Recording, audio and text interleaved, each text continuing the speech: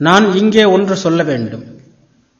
எங்கள் சிறந்த மனவல்லுநர்கள் சிலர் நீங்கள் நினைப்பது போன்றவரான ஒரு கடவுளை நம்புவதில்லை. எங்கள் மனையியலின் தந்தையான கபிலர் கடவுள் உண்டு என்பதையே மறுக்கிறார். சகுன கடவுள் என்ற ஒருவர் அவசியமே இல்லை என்பது அவர் கருத்து. படைப்பை நடத்த இயற்கையே போதுமானது என்கிறார் அவர். படைப்பு திட்ட கொள்கையை, டிசைன் தியரியை அவர் ஒரேயடியாக தலையில் அடித்துவிட்டார். அது ஒரு குழந்தைத்தனமான கொள்கை என்றும், இவ்வளவு குழந்தைத்தனமான கொள்கை இதுவரையில் தோன்றியதே இல்லை என்றும் சொல்லிவிட்டார்.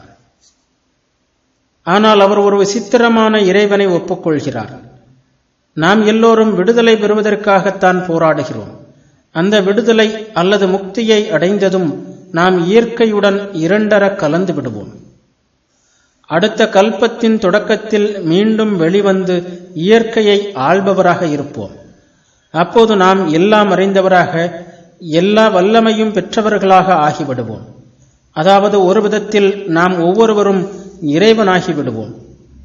நீங்களும் நானும் மிக தாழ்ந்த படைப்புகளும் கூட ஏதாவது ஒரு கல்பத்தில் இறைவனாகியே தீர்வோம்.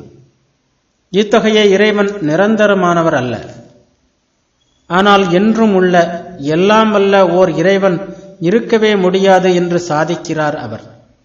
அப்படி ஒரு கடவுள் இருப்பாரானால் ஒரு பிரச்சனை ஏற்படுகிறது.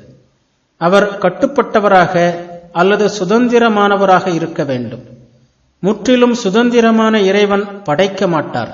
அதற்கு அவசியமே இல்லை. கட்டுப்பட்டவர் என்றால் அவராலும் படைப்பு நடைபெறாது. ஏனெனில் அவரால் படைக்க இயலாது. அவருக்கு அந்த ஆற்றல் இல்லை. இரண்டு வகையில் பார்த்தாலும் என்றும் உள்ள, அழிவற்ற, எல்லாம் அறிந்த, எல்லாம் வல்ல இறைவன் ஒருவன் இருக்க முடியாது. நமது சாஸ்திரங்களில் இறைவன் என்று எங்கே வந்தாலும் முக்தி பெற்ற மனிதர் என்பதே அதன் பொருள் என்கிறார் அவர். ஆன்மாக்களின் உரிமையையும் கபிலர் நம்புவதில்லை. அவருடைய ஆராய்ச்சி முறை அற்புதமானது, பிரமிப்பை தருவது. இந்திய சிந்தனையாளர்களின் தந்தை அவரே. புத்த மதம் முதலிய பல நெறிகள் அவரது சிந்தனையின் விளைவுகளே. அவரது மனையியலின்படி எல்லா ஆன்மாக்களும் தங்கள் சுதந்திரத்தையும் தங்கள் சொந்த உரிமைகளான, அதாவது எல்லாம் வல்ல, எல்லாம் அறிகின்ற தன்மையை மீண்டும் பெற முடியும். இப்போது ஒரு கேள்வி எழுகிறது. இந்த பந்தம் எங்கிருந்து வந்தது? இதற்கு தொடக்கம் இல்லை என்கிறார் கபிலர்.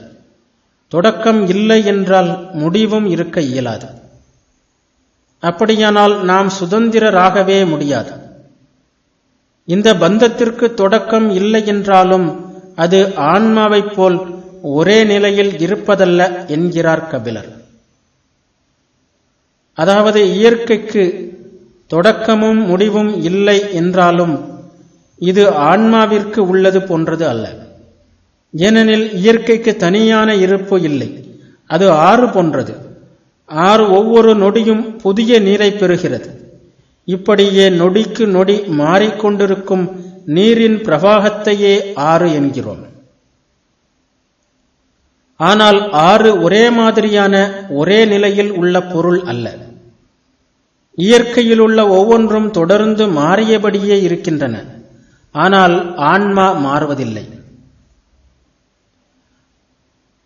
இயற்கை இப்படி தொடர்ந்து மாறிக்கொண்டிருப்பதால் ஆன்மா அதன் பந்தத்திலிருந்து வெளிவர முடியும்.